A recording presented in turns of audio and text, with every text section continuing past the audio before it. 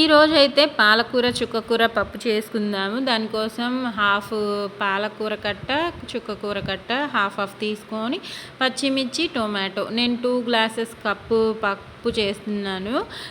ఇంకా పచ్చిమిర్చి, tomato full వీడియోలో క్వాంటిటీస్ ఉన్నాయి, ఇంకా చూసుకోండి. వేసేసుకొని పప్పుని ముందుగా 3 విజిల్స్ ఉడికించుకున్నాను. తర్వాత ఆకుకూర వేస్తున్నాను.